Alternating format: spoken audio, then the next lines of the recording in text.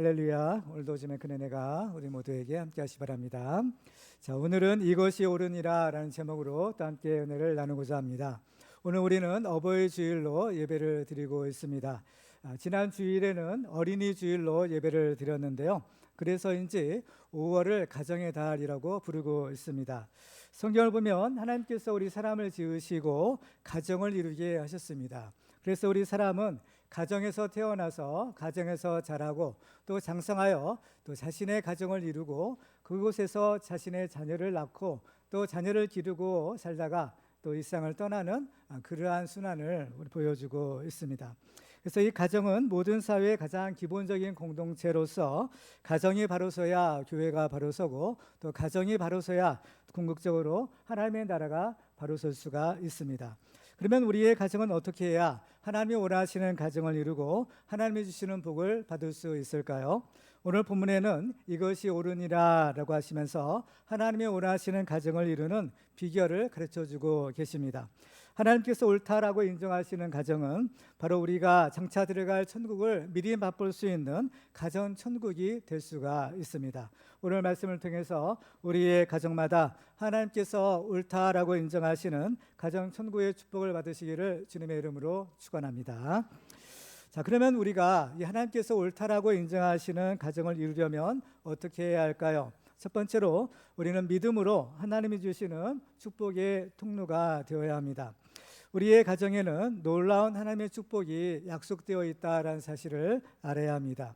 성경을 보면 하나님께서 세상을 창조하시고 사람을 지으신 목적은 우리를 사랑하셔서 복을 주기 위함이다라고 말씀하고 있습니다.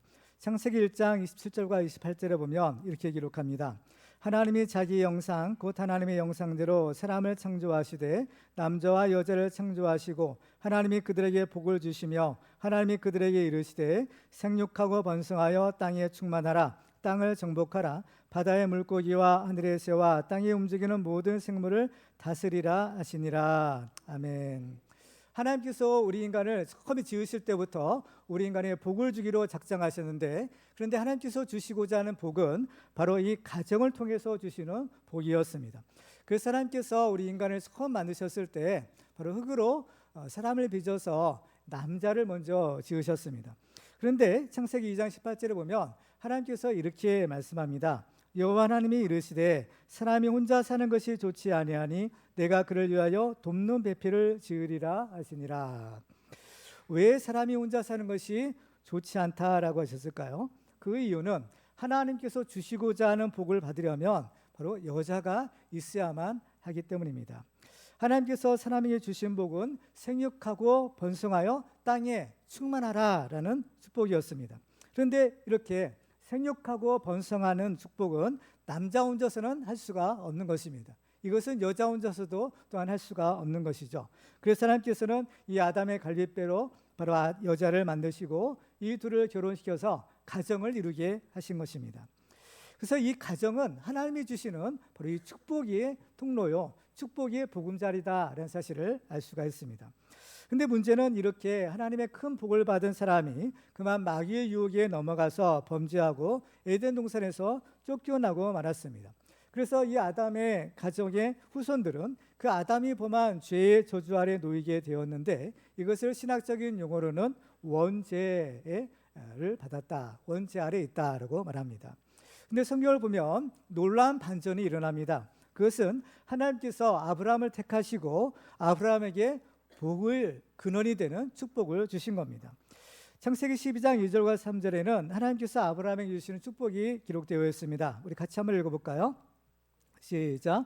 내가 너로 큰 민족을 이루고 내게 복을 주어 내 이름을 창대하게 하리니 너는 복이 될지라. 너를 축복하는 자에게는 내가 복을 내리고 너를 저주하는 자에게는 내가 저주하리니 땅의 모든 족속이 너로 말미암아 복을 얻을 것이라 하신지라. 아멘. 바로 이것이 하나님께서 아브라함에게 주시는 축복입니다. 바로 아브라함은 복의 근원이 되고 너를 통하여 바로 땅의 모든 족속이 복을 얻을 것이다 라고 약속합니다. 그래서 이제 창세기 15장에 보면 하나님께서 아브라함에게 주신 이 축복을 이제 언약을 통해서 확증하시는 그러한 장면이 있습니다. 소위 말하는 횃불 언약이라고 하죠. 그래서 그 하나님이 주시는 축복을 약속을 이제 맺음으로써 바로 하나님께서 아브라함에게 주신 그 축복은 반드시 주겠다, 이런 하나님의 의지를 이렇게 우리에게 보여주시는 것입니다. 이 언약을 맺는다는 것은 뭔가요?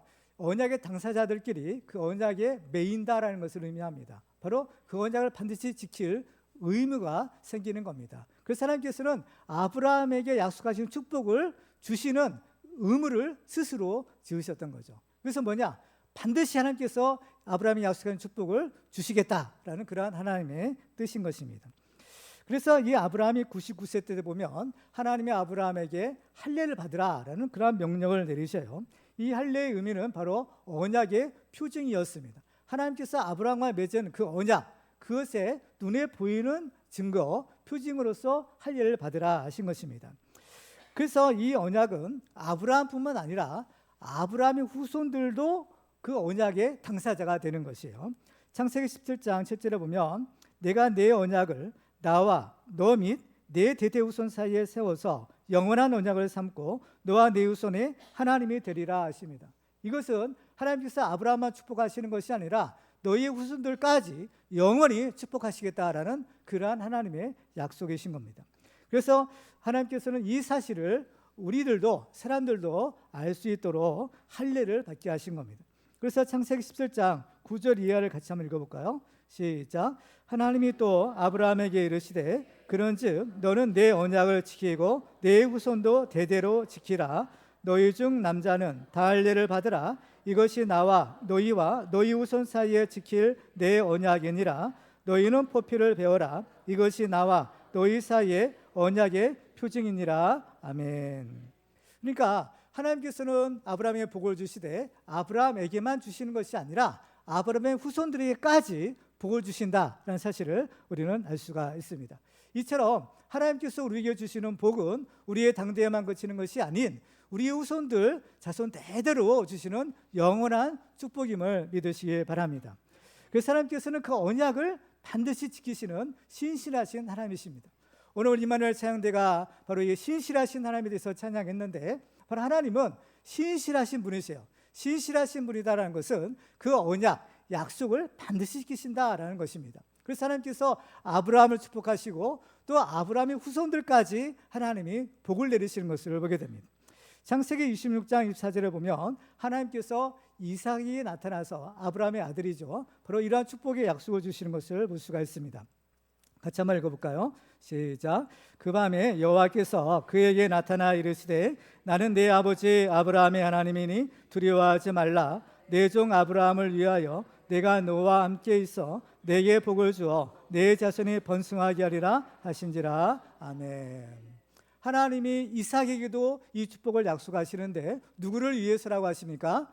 내 종 아브라함을 위하여. 하나님께서 아브라함에게 약속하신 그 약속을 지키시겠다라고 말씀하시는 겁니다. 특별히 이 하나님의 주시는 축복은 우리의 당대보다는 이제 점점 갈수록 더 큰 축복을 주십니다. 그래서 후대에 더 큰 은혜와 복을 주시는 특징이 있어요. 특별히 우리가 받아야 될 축복, 하나님이 주시는 축복 중에서 최고의 축복이 있는데 그것은 바로 이 아브라함의 후손을 통해서 인류의 구원자이신 바로 메시아, 바로 예수님이 오신다라는 것이었습니다. 그래서 창세기 22장에 보면 아브라함이 하나님의 말씀에 순종합니다. 무슨 말씀이냐? 내 사랑하는 독자 이삭을 바치라는 거예요. 그 말씀에 순종했을 때 하나님이 아브라함을 또 다시 축복하시는데 그때 특별히 씨에 대한 축복을 주십니다. 창세기 22장 18절을 보시면 또 내 씨로 말미암아 천하 만민의 복을 받으리니 이는 내가 나의 말을 준행하였음이니라 하셨다 하니라 하십니다. 바로 이 씨는 장차 오실 예수 그리스도를 의미하는 것입니다. 이것은 또한 앞부분이죠. 창세기 3장 15절에서 기록된 그 원복음이 또한 실천되고 있다, 실현되고 있다라는 사실을 의미하는 것입니다.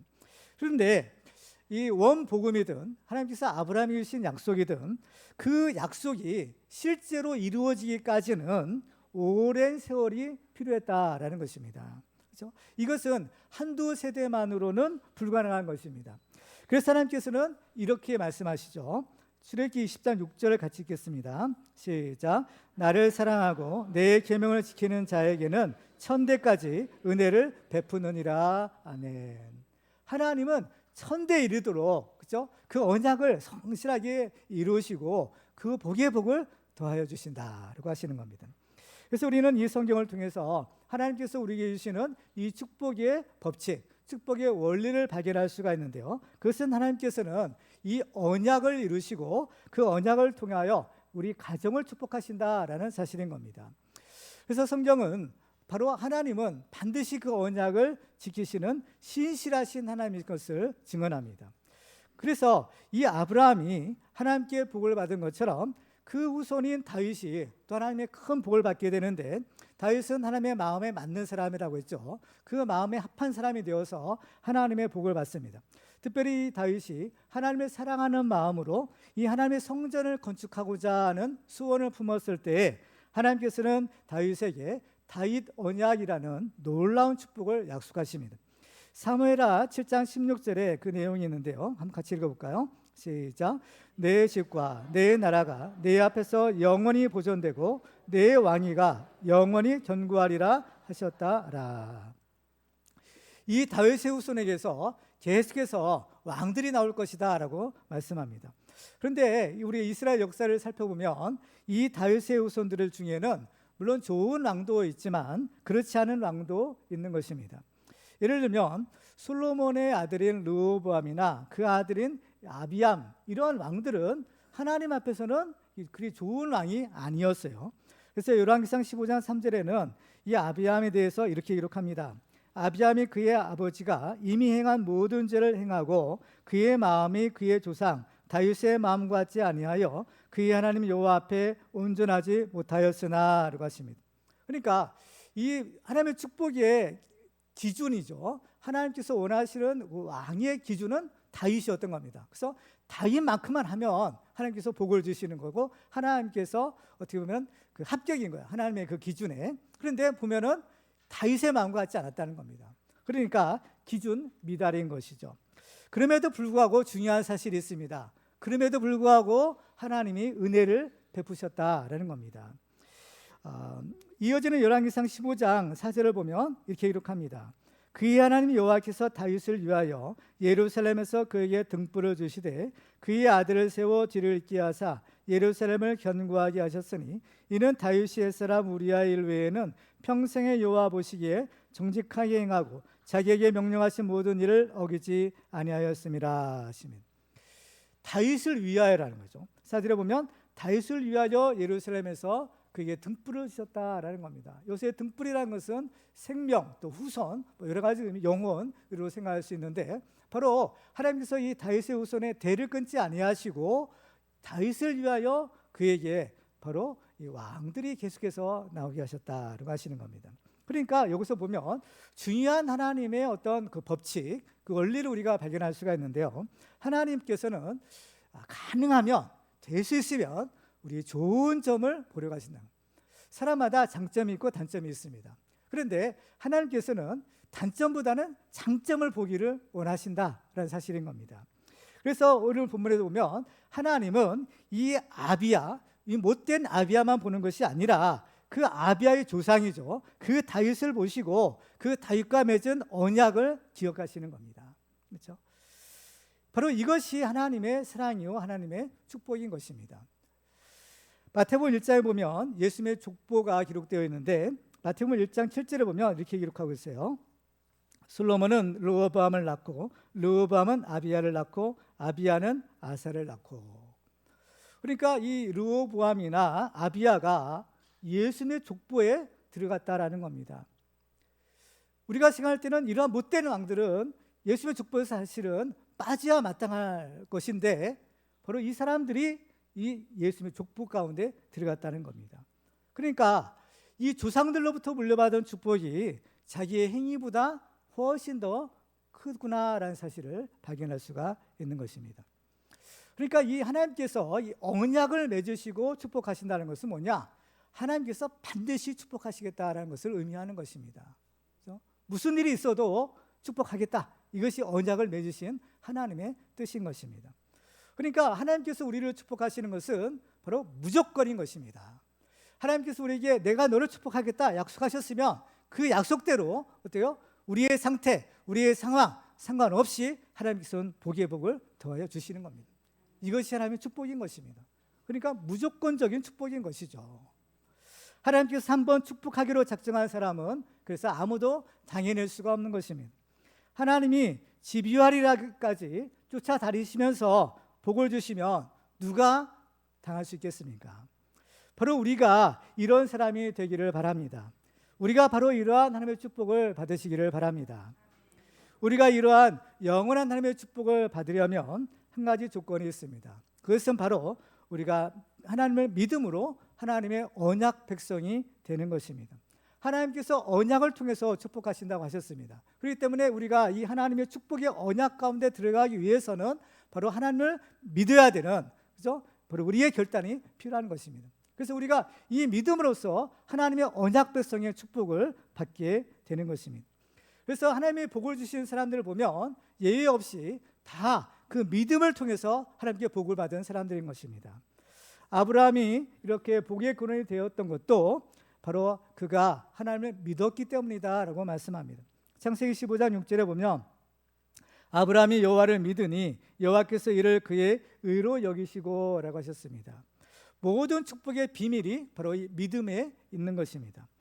그렇기 때문에 우리는 이 믿음을 통해서 하나님이 주시는 축복을 받는 것입니다. 우리는 육신으로는 아브라함의 후손이 아니지만 믿음으로는 아브라함의 후손이 되어서 하나님께서 아브라함에게 주신 그 축복을 우리가 받을 수가 있는 것입니다. 우리와 아브라함은 아무 상관이 없는 사람이었지만 하나님께서 아브라함에게 주신 놀라운 축복이 있잖아요. 그냥 그 축복을 우리가 어떻게 받을 수 있느냐? 바로 믿음으로써 우리는 아브라함의 후손이 되고 하나님이 아브라함에게 약속하신 그 축복을 우리가 받을 수 있는 것입니다. 그래서 갈라디아서 3장 7절로 9절에는 이렇게 증언합니다. 우리 같이 읽어볼까요? 시작. 그런즉 믿음으로 말미암은 자들은 아브라함의 자손인 줄 알지어다. 또 하나님이 이방을 믿음으로 말미암아 의로 정하실 것을 성경이 미리 알고 먼저 아브라함에게 복음을 전하되 모든 이방인이 너로 말미암아 복을 받으리라 하였느니라. 그러므로 믿음으로 말미암는 자는 믿음이 있는 아브라함과 함께 복을 받느니라. 아멘. 그래서 이 믿음은 하나님이 약속하신 모든 축복을 받는 비결인 것입니다. 그래서 우리가 얻지 않는 축복, 우리가 쟁취하지 않는 축복이 이 믿음으로써 바로 우리의 것이 되는 바로 이러한 은혜를 우리가 힘입을 수 있는 것입니다. 그래서 우리는 이 믿음으로 하나님께서 아브라함에게 주신 축복도 받고 하나님께서 다윗에게 약속하신 축복도 받으시기 바랍니다. 그렇죠? 그래서 이 축복은요, 이 바로 언약적 축복이라고 부르는 겁니다.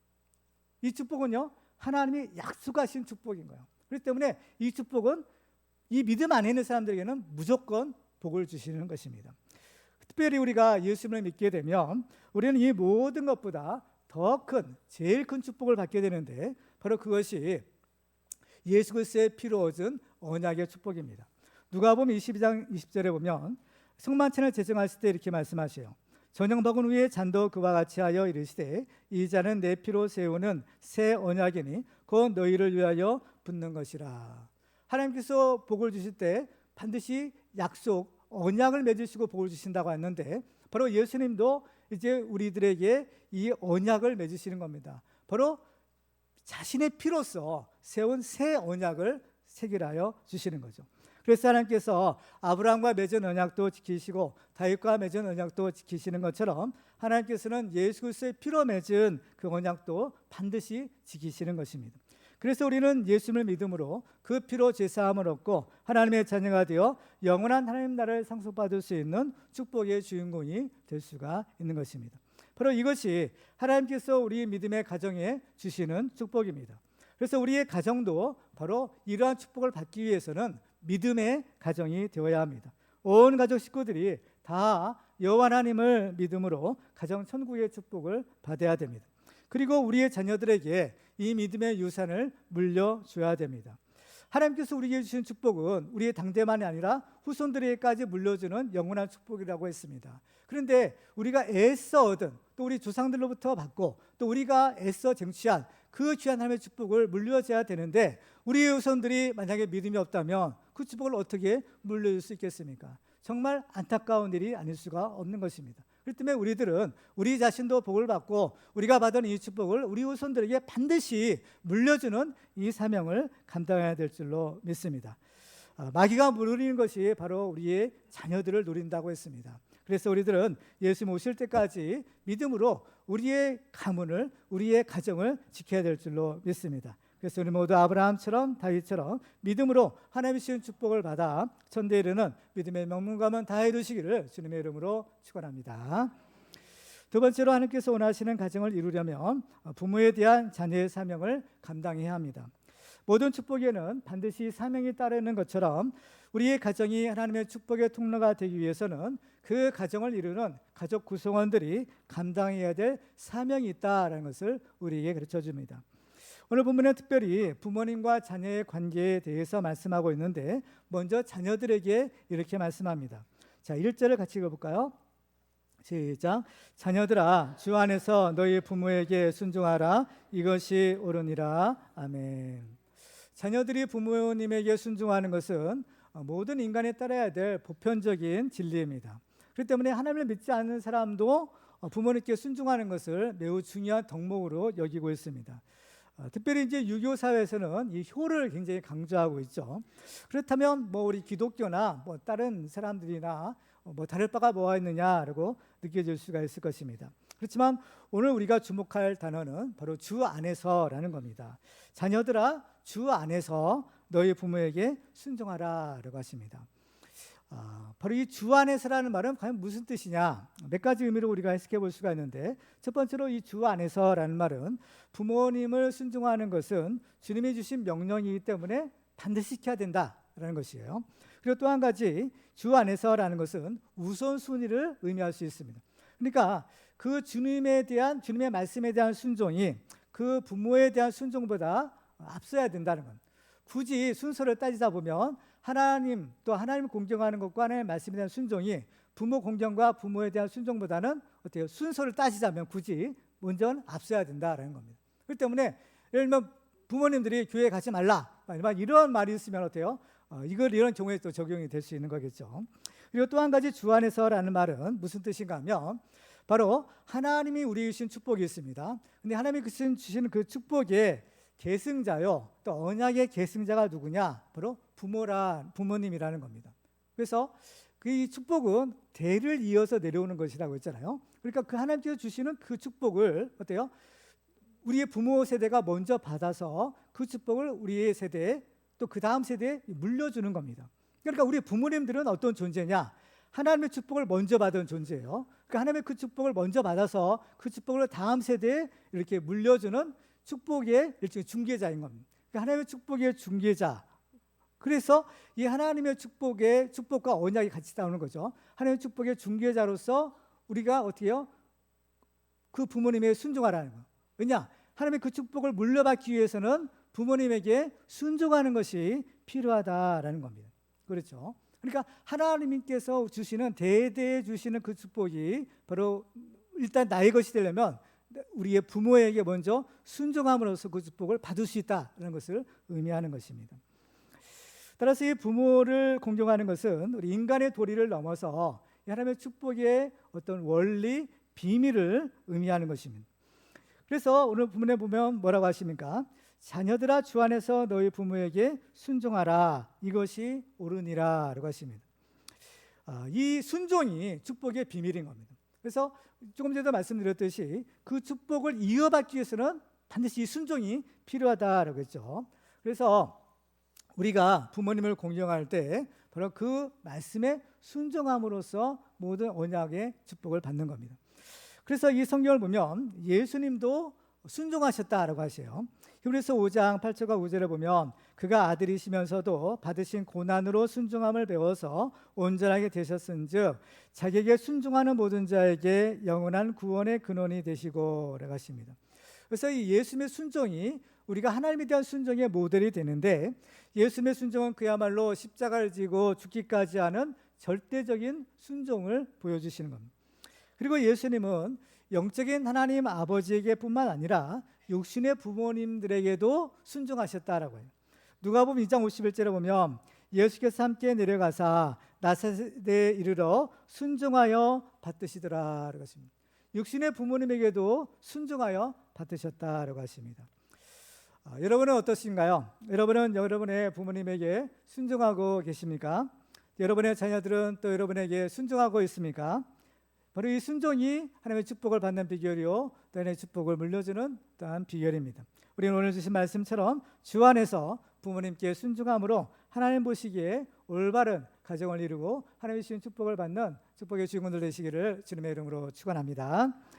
두 번째는 공경하라는 겁니다. 자, 2절과 3절을 같이 읽어볼까요? 시작.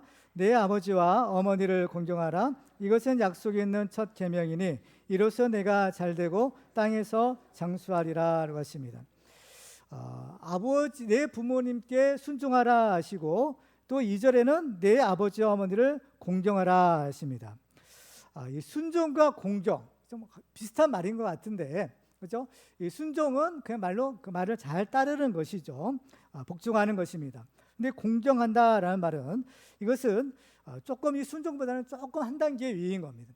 그래서 이제 우리가 하나님은 경외하고, 그죠? 하나님의 말씀에 순종하는 것처럼 바로 우리의 부모님도 바로 이 순종의 차원을 조금 더 넘어서 바로 내 아버지와 어머니를 공경하라라고 하시는 겁니다. 그죠? 그러니까 이 아버지와 어머니는 우리에게 있어서는 일종의 하나님의 대리자로서요, 하나님께서 우리에게 주시는 분들인 겁니다. 이 우리 부모님들은 그래서 우리에게 이 하나님이 주시는 축복의 일종의 통로가 되는 겁니다. 하나님께서 우리에게 생명을 주시잖아요. 생명을 주시고 우리가 살아가는데 모든 필요한 축복을 주시는 것처럼 우리도 어때요? 부모님으로부터 우리 생명을 어때요? 이어받고 태어나는 겁니다. 그리고 또 우리 부모님들이 우리를 어때요? 그야말로 온갖 정성을 다하여 다 기르시죠. 진자리 마른 자리, 그죠? 그야말로 모든 희생을 다해서 우리 자녀들을 기르는 겁니다. 그 자녀들을 기르면서 야, 힘들다, 어렵다, 귀찮다 이런 마음 물론 들 수도 있겠지만, 그렇지만 그 자녀를 사랑하는 마음으로 그 모든 희생과 그 모든 헌신을 기꺼이 하는 겁니다. 하나님께서도 우리에게 복을 주실 때 아까워하지는 않는다는 겁니다. 그야말로 그 부모가 자녀를 사랑해서 자기들이 있는 것을 모든 것을 다 주고 싶은 것처럼 하나님도 우리에게 모든 복을 다 주기를 원하시는 것이 하나님의 마음이요, 하나님의 사랑인 것입니다. 그렇기 때문에 우리는 그 부모를 공경하라 말씀합니다. 그 부모를 공경하는 것이 우리가 복을 받는 비결이다라고 말씀하는 겁니다. 특별히 우리가 이 부모님을 공경하라라고 했을 때 좀 우리가 여기서 주의할 것이 있어요. 그건 뭐냐? 그것은 우리의 말로만이 아니라 우리의 행함과 진실함으로 또 구체적인 물질로도 공경해야 된다라는 사실인 겁니다. 마가복음 7장 6절에 보면 이렇게 말씀합니다. 이르시되 이사야가 너희 외식하는 자에 대하여 잘 예언하였도다. 기록하였으되 이 백성이 입술로는 나를 공경하되 마음은 내게서 멀도다. 바로 이제 사람들이 하나님 사랑합니다, 또 이제 뭐 이런 그런 고백들을 많이 하는 겁니다. 그렇지만은 말로는 하나님을 사랑한다 하지만 정작 그 말씀을 지키지 않는 그런 모습에 대해서 이사야 선지자가 이렇게 질책한 내용인 겁니다. 그러면서 예수님은 그 일이 지금도 계속되고 있다라고 하시는 겁니다. 그러면서 그 무슨 얘기를 하시는가 하면 고르반 얘기를 하시는 겁니다. 마가복음 7장 10절 이하에 보면 이렇게 말씀하죠. 모세는 내 부모를 공경하라 하고 또 아버지나 어머니를 모욕하는 자는 죽임을 당하리라 하였거늘 너희는 이르되 사람이 아버지에게나 어머니에게나 말하기를 내가 드려 유익하게 할 것이 고르반 곧 하나님께 드림이 되었다고 하기만 하면 그만이라 하고 자기 아버지나 어머니에게 다시 아무것도 하여 드리기를 허락하지 아니하여 너희가 전한 전통으로 하나님의 말씀을 폐하며 또 이와 같은 일을 많이 행하느니라. 많이 행한다고 했어요. 그렇죠? 그렇기 때문에 말로만 부모님 사랑하고 말로만 하는 것이 아니라 바로 행함과 진실함으로 하라라고 하시는 겁니다. 그래서 우리가 부모님 공경하는 것은 구체적인 바로 이러한 물질의 봉양도 필요하다라는 사실을 가르쳐주고 있는 것입니다. 우리가 보물이 있는 곳에 우리의 마음이 있다라고 하셨는데 우리들도 부모님이 살아계신 우리 성도님들은 그 부모님을 항상 좀 살펴보는 것이 중요합니다. 그죠? 과연 부모님이 무엇이 필요하고 또 무엇을 원하시는가. 그래서 부모님께 그 사정을 살펴보는 거예요. 그래서 필요한 것이 있다면 기꺼이 또 물질로도 그 부분의 필요를 채워주는 것이 중요한 것입니다. 이렇게 할 때 우리는 어때요? 하나님의 약속하신 복을 받는다라는 겁니다. 2절을 다시 한번 보시면 내 아버지와 어머니를 공경하라. 이것은 약속 있는 첫 계명이니라고 하십니다. 약속 있는 첫 계명이다라는 것. 이 부모 공경이 약속 있는 첫 계명이다라는 것은 무슨 뜻인가 하면 이것은 십계명을 가리키는 겁니다. 하나님께서 우리에게 주신 10가지 계명이 있는데 1계명부터 4번째까지 계명은 하나님에 대한 규정이고 5번째부터 10번째까지 규정은 우리 인간에 대한 규정입니다. 그래서 하나님께서는 이 2개의 돌판에 그 10계명을 친히 새겨주시는데요. 모세가 2개의 돌판을 가져가잖아요. 그때 하나의 돌판에는 1계명부터 4계명을 새겨주십니다. 이것은 하나님에 대한 규정이죠. 그 다음에 또 하나의 돌판에는 5계명부터 시작해서 10번째까지의 계명을 이제 새겨주신 거예요. 그러니까 이 약속 있는 첫 계명이다라는 것은 바로 5번째 계명, 그러니까 2번째 돌판에 맨 먼저 5번째 계명이 새겨져 있죠. 그래서 내 부모를 공경하라는 그러한 계명인 겁니다. 그러니까 이것이 바로 첫 계명이다라는 왜 첫 계명이냐? 2번째 돌판에 또 인간에 대한 규정 중에서 첫 번째 규정이다라는 것이에요. 그런데 첫 번째라는 것은 뭡니까? 이것은 중요하다라는 겁니다. 우리 인간에 대한 6가지의 규정을 주시면서 제일 먼저 내 부모를 공경하라라고 명령하시는 것. 이것은 우리 인간 사회에 있어서 제일 중요한 것이 뭐냐? 부모 공경이라는 겁니다. 우리가는 그렇게 생각하지 않을지 모르지만 하나님이 보실 때는 바로 이것이 중요한 겁니다. 왜 이것이 중요할까? 이것은 첫째로는 눈에 보이는 부모를 공경하는 것은 그 눈에 보이지 않는 하나님을 경외하는 그러한 통로가 되는 겁니다. 하나님을 경외한다 하면서 눈에 보이는 부모를 공경하지 않는 것, 이것은 하나님을 경외할 수 없다라는 겁니다. 그러니까 눈에 보이는 육신의 부모를 먼저 공경해야만 눈에 보이지 않는 하나님도 경외할 수 있다는 것을 의미하는 겁니다. 그리고 또 이것은 무엇이냐? 중요하다라는 겁니다. 첫 계명이라는 것은 중요하다라는 것을 의미합니다. 그리고 또 이것이 첫 계명이라는 것은 그만큼 이것이 어렵다라는 것을 의미하는 겁니다. 지키기 쉬운 것이라면 굳이 앞에 두지 않아요. 지키기 어렵지만 중요하기 때문에 맨 앞에 이것을 두는 겁니다. 우리가 말로는 우리 부모 공경해야지, 효도해야지 하지만 막상 이것을 실천한다는 것은 그리 쉬운 일이 절대로 아니라는 겁니다. 그렇죠? 그렇지만 이 계명을 우리가 실천한다면 하나님의 약속하신 축복을 받을 수 있다라고 하시면 그 약속이 무엇입니까? 바로 이로써 내가 잘되고 땅에서 장수하리라라는 겁니다. 잘되고 장수하는 축복을 약속합니다. 여러분은 어떤가요? 여러분이 이 땅에서 잘되고 장수하기를 원하십니까? 그렇게 살기 원하시는 분이 별로 없는 것 같아요. 저는 잘되고 땅에서 장수하기를 바랍니다. 저는 이 축복 받기 원합니다. 여러분도 이 축복 받으시기 바랍니다. 기왕 살 거 그죠? 잘 돼야죠. 기왕 살 거 좀 잘 되고 형통해야죠. 기왕 살 거 또 하나님 주시는 축복 좀 누려야죠. 저는 이렇게 살았으면 좋겠어요. 저는 하나님께 기도합니다. 솔직히 하나님 나에게 좀 복을 주세요. 복이 없으면 살 수가 없습니다. 여러분도 하나님 주신 복을 받으시기 바랍니다. 그 비결이 무엇입니까? 약속하신 축복이라는 것입니다. 이것을 순종하면 주시겠다는 거죠. 하나님의 약속하신 축복이 있습니다. 내 부부를 공경하라. 그러면 잘 되고 땅에서 장수할 것이다라는 것. 또 11조 드려봐라. 그러면 하늘문이 열리고 너의 창고에 쌓을 곳이 없도록 복의 복을 더하나 붙지 않으나 시험해 보라라고 하시는 겁니다. 이 약속의 축복이 있는 겁니다. 그렇다면 하나님께서는 반드시 해주시겠다라는 거죠. 이것은 사도 바울이 신명기 5장 6절을 인용한 것이에요. 신명기 5장 16절을 같이 읽도록 하겠습니다. 시작. 너는 내 하나님 여호와께서 명령한 대로 내 부모를 공경하라. 그리하면 내 하나님 여호와가 내게 준 땅에서 내 생명이 길고 복을 누리리라. 아멘. 그렇습니다. 이러한 축복을 받으시기 바랍니다. 특별히 하나님의 축복은 가정을 통해서 주시는 축복이라고 했어요. 그래서 이 축복은 부모님을 통해서 내려오는 축복입니다.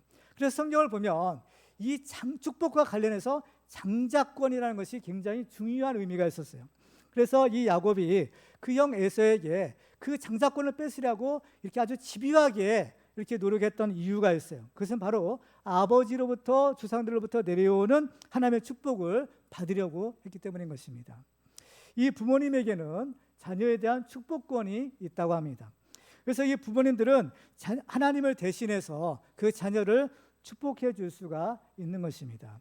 그래서 성경을 보면 이삭이 야곱을 축복하고 야곱이 또 그 아들들 이스라엘 12지파를 축복했던 것을 볼 수가 있는 것입니다. 그래서 하나님의 사랑과 축복이 바로 사람에게 내려오는 것처럼, 위에서 내려오는 것처럼 하나님의 주신 축복은 부모님으로부터 그 자녀들에게로 흘러 내려가게 되는 것입니다. 여러분들은 여러분의 자녀를 축복하시기 바랍니다. 말로라도 저주하지 마시고 여러분들 자녀들을 말로 축복하시고 또 정말 사랑으로 축복해 주시기 바랍니다. 그래서 우리는 하나님을 경외하고 부모님을 공경함으로써 잘되고 땅에서 장수하는 축복의 주인공들 되시기를 주님의 이름으로 축원합니다.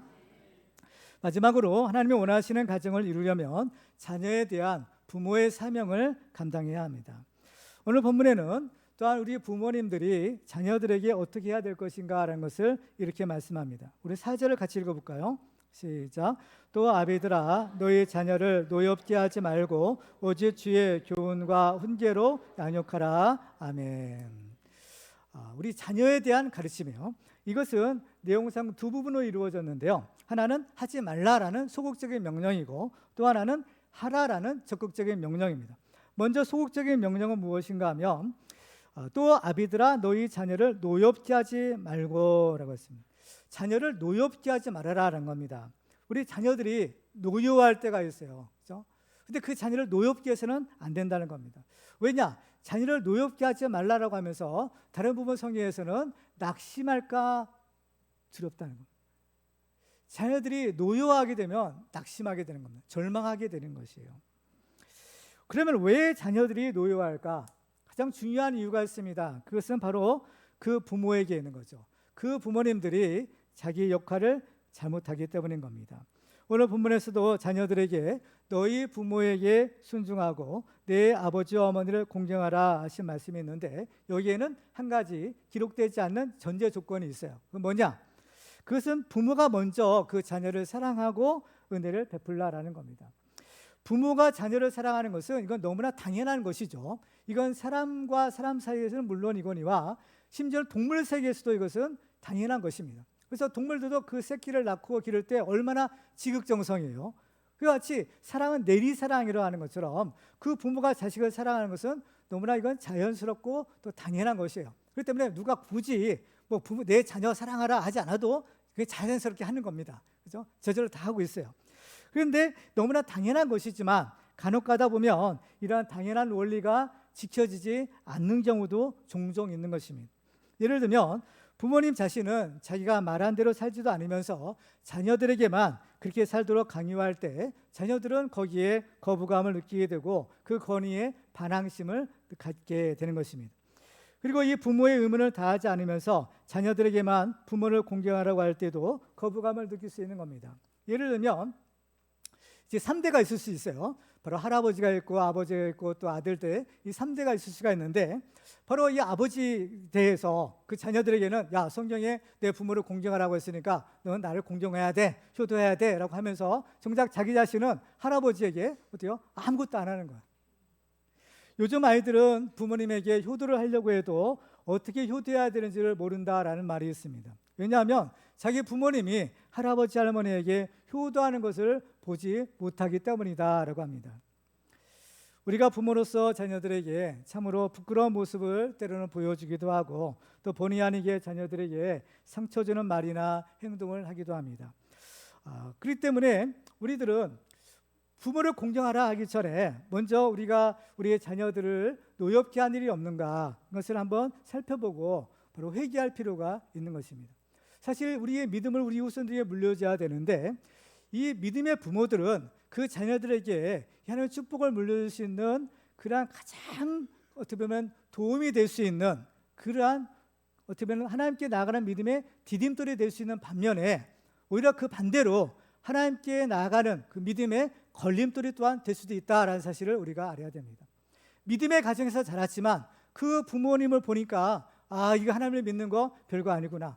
하나님을 믿어서는 안 되겠다라는 그러한 생각이 들 수도 있다라는 겁니다. 그렇기 때문에 우리 부모님들이 정말 잘해야 되는 것입니다. 그래서 우리 부모님들을, 우리 자녀들을 하나님께로, 예수님께로 인도해야 될 그 사명이 있는 부모가 오히려 우리의 자녀들이 예수님께 나가는데 그 방해가 된다면, 걸림돌이 된다면 이거보다 더 불행한 일은 없을 것이다 라고 생각이 됩니다. 우리는 우리의 잘못된 것들은 바로 우리가 회개할 필요가 있는 것입니다. 회개해서 이 죄의 악순환을 끊어야 되는 겁니다. 바로 이 우리의 가문에서 내려오는 어떤 그러한 잘못된 것들이 있잖아요. 나는 우리 부모님처럼 되지 말아야지 하면서 어느 순간에 나도 모르게 내가 그 부모님의 잘못된 행동을 되풀이하고 있는 것을 본다라고 합니다. 우리는 이것을 끊어버려야 되는 겁니다. 끊어야 되는 거죠. 그렇지 않으면 우리는 모르게 우리의 자녀들이 그 악행을 반복하게 되는 겁니다. 그래서 이 가기에 이르는 저주를 끊어야 된다라는 말이 뭐냐? 바로 우리가 회개해야 된다는 겁니다. 회개해야 되는. 그리고 또 적극적인 명령이 있어요. 그건 뭐냐면은 오직 주의 교훈과 훈계로 양육하라라는 것입니다. 자녀를 노엽게 하는 것으로 끝나는 것이 아니라 적극적으로 가르쳐야 된다는 겁니다. 무엇을 가르쳐야 될까? 교훈과 훈계라고 했으면, 근데 주의 교훈과 훈계예요. 주의 교훈과 훈계, 이게 쉬운 말로 하면 하나님의 말씀인 겁니다. 하나님의 말씀을 가르치라라는 겁니다. 왜 하나님의 말씀을 가르칠까? 하나님의 말씀에 유익이 있기 때문인 겁니다. 디모데후서 3장 16절과 17절을 같이 읽을까요? 시작. 모든 성경은 하나님의 감동으로 된 것으로 교훈과 책망과 바르게 함과 의로 교육하기에 유익하니 이는 하나님의 사람으로 온전하게 하며 모든 선한 일을 행할 능력을 갖추게 하려 함이라. 아멘. 그래서 성경은 어때요? 유익한 책이라는 겁니다. 그래서 우리는 우리의 자녀들에게 이 하나님의 말씀을 가르치라는 겁니다. 신명기 6장 6절과 7절 같이 읽습니다. 시작. 오늘 내가 내게 명하는 이 말씀을 너는 마음에 새기고 내 자녀에게 부지런히 가르치며 집에 앉았을 때든지 길을 갈 때든지 누워있을 때든지 일어날 때든지 이 말씀을 강론할 것이며. 아멘. 그렇습니다. 우리의 자녀들에게 가르쳐야 됩니다. 우리의 자녀들에게 무엇을 가르쳐야 될까요? 공부도 가르치고 세상 지식도 가르치고 여러 가지 유익한 것도 가르쳐야 되지만 가장 중요한 것은 하나님의 말씀을 가르치는 겁니다. 특별히 우리의 자녀들이 하나님을 경외하는 것을 배우도록 해야 합니다. 배우는 것이라고 했어요. 가르치는 것이라고 했습니다. 가르치고 배움을 통해서 이 믿음이 생겨나는 것입니다. 따라서 우리의 자녀들에게 우리가 정말 유념해야 될 것이 뭐냐? 바로 이 믿음을 갖도록 하는 겁니다. 자녀들이 공부도 하는 거 중요하죠. 그렇지만 공부해서, 그렇죠? 좋은 대학 가고 좋은 그 인류 그 대기업에 들어가고 좋은 겁니다. 축복입니다. 그렇지만은 그럼에도 불구하고 우리 신앙만을 양보해서는 안 된다는 겁니다. 건강을 잃어버리면 모든 것을 잃어버린다고 하죠. 물질을 잃어버리면 조금 잃어버리고, 뭘 잃어버리면 조금 더 잃어버리고, 건강을 잃으면 많은 것을 잃어버린다고 합니다. 그렇지만은 이 신앙을 잃어버리면 그야말로 진짜 모든 것을 다 잃어버리는 것이 되는 겁니다. 신앙생활을 잘하면 축복이 무엇인가 하면 하나님이 책임져 주시는 겁니다. 우리가 우리의 자녀들을 잘 어떻게 보면 돌봐주죠. 양육하죠. 도와주죠. 그렇지만은 영원히 책임질 수는 없는 겁니다. 그렇지만 우리의 자녀를 하나님께 맡기면 하나님께서 우리 자녀를 책임져 주시는 거예요. 너는 내 것이다. 내가 너를 도와줄게. 내가 너를 축복해 줄게. 내가 너를 지켜줄게. 우리가 어떻게 우리 자녀들 일일이 쫓아다니면서 우리 자녀들을 돌봐줄 수 있겠어요? 이제 자라게 되면 다 독립해서 나가는 겁니다. 그러면 누가 도와줄 수 있겠습니까? 우리의 자녀를 하나님께 맡기는 것이 우리 자녀를 가장 잘 사랑하고 가장 축복하는 길인 겁니다. 하나님께 맡기시기 바랍니다. 하나님께 맡기면 하나님이 맡아주세요. 하나님이 책임져 주세요. 하나님이 도와주시는 겁니다. 그래서 하나님께서 그야말로 우리의 자녀들을 눈동자시켜 주시고, 하나님께서 우리 자녀들이 가는 곳마다 가서 하나님께서 간섭해 주시고, 하나님께서 지켜주시고, 하나님의 복을 주시는 겁니다. 이 복을 받으셔야 되는 거예요. 이삭이 흉년의 때에 농사 지었을 때 100배의 결실을 맺었다고 했습니다. 그리고 그 흉년의 때에 우물을 팠더니 파란 족족 샘물이 터져 나왔다고 했어요. 왜 그랬습니까? 하나님이 함께 하셨기 때문이라는 겁니다. 하나님이 함께 하시는 축복이 이렇게 어마어마한 축복인 겁니다. 우리의 자녀들을 사랑하십니까? 여러분의 자녀를 축복하기를 원하십니까? 그러면 여러분의 자녀들에게 여호와 하나님을 경외하는 믿음을 주시기를 바랍니다. 하나님의 말씀을 가르치시기 바랍니다. 그러면 하나님이 여러분의 자녀들을 책임져 주시고 축복해 주실 줄 믿습니다. 특별히 우리 자신이 하나님 앞에서 정직하게 살아야 될 필요가 있습니다. 효자 집안에 효자 난다는 말이 있습니다. 우리 자신이 먼저 부모님께 효도하고 우리 자신이 먼저 하나님을 경외하고 그 말씀에 순종할 때 우리는 가르치지 않아도 이것이 교육이 되는 겁니다. 우리 자녀들이 말로 하지 않아도 우리의 자녀들이 우리를 통해서 하나님 경외하는 법을 배울 수 있는 것입니다. 왜 내 자녀들은 나한테 이렇게 불순종하고 왜 내 자녀들은 내 말을 안 듣지 하지 말고 정말 우리 자신이 먼저 하나님 앞에 굴복하고 내 자신이 먼저 하나님 앞에 순종하는 그 길을 가시기 바랍니다. 마태복음 7장에 보면 그러므로 무엇이든지 남에게 대접을 받고자 하는 대로 너희도 남을 대접하라. 이것이 율법이요 선지자니라라고 하십니다. 성경을 보면 그 부모가 그 자녀에게 물려줄 수 있는 최고의 축복은 믿음의 유산입니다. 여러분의 자녀가 이제 여러분들을 기억하게 될 날이 올 것입니다. 우리가 이제 추모 예배라고 하죠. 추도 예배를 드릴 때 우리는 먼저 돌아가 있으면 우리 부모님들을 기억합니다. 우리 부모님들이 어떻게 살으셨는가라는 것을 우리가 연상합니다. 그럴 때 여러분들의 자녀들이 여러분들을 생각할 때 과연 그 자녀들의 기억 속에 남는 여러분들의 모습은 과연 어떤 모습일까요? 바라기는 정말 경건하게 하나님 앞에 예배드리는 모습, 또 열심히 하나님의 말씀을 읽는 모습, 또 정말 눈물로 하나님 앞에 기도드리는 그 모습만이 여러분들의 그 자녀들의 마음에 그 여러분의 자녀의 그 머리에 새겨지기를 바랍니다. 아, 우리 아버지, 우리 어머니는 이렇게 신앙생활 하셨어. 이렇게 하나님을 믿으셨어. 이렇게 기도하셨어. 나도 그 믿음을 가져야 되겠다. 그렇습니다. 정말 우리는 우리의 자녀들에게 좋은 것을 물려주기 위해서 우리 자신이 먼저 우리 부모님을 공경하고 또 신앙의 모범을 보여야 될 줄로 믿습니다. 그래서 우리는 내가 먼저 말씀에 순종하여 부모님을 공경하고 우리의 자녀들에게도 존경받는 부모님이 되시기를 주님의 이름으로 축원합니다. 이제 말씀 맺겠습니다. 오늘 말씀을 통해서 우리의 가정이 정말 하나님이 원하시는 가정이 되는 비결들을 살펴보았습니다. 우리는 내가 먼저 말씀에 순종함으로 우리의 부모님에게는 자랑스러운 자녀가 되고 또 우리의 자녀에게는 존경받는 부모님이 되어서 우리의 가정마다 천대에 이르는 믿음의 명문 가문이 다 되시기를 주님의 이름으로 축원합니다. 기도하시겠습니다. 오늘 주신 말씀을 기억하면서 우리 한번 통성으로 기도하기를 원합니다. 하나님, 우리의 가정이 바로 믿음의 가정이 되기 원합니다. 아브라함에게 주셨던 축복, 다윗에게 주셨던 축복을 받기 원합니다. 우리 부모님들을 공경하게 하시고 우리 자녀들을 사랑하고 말씀을 가르침으로 하나님이 약속하신 천대에 이르는 믿음의 명문 가문 되게 하여 주시옵소서. 우리 주여 한번 부르시고 기도하겠습니다. 주여,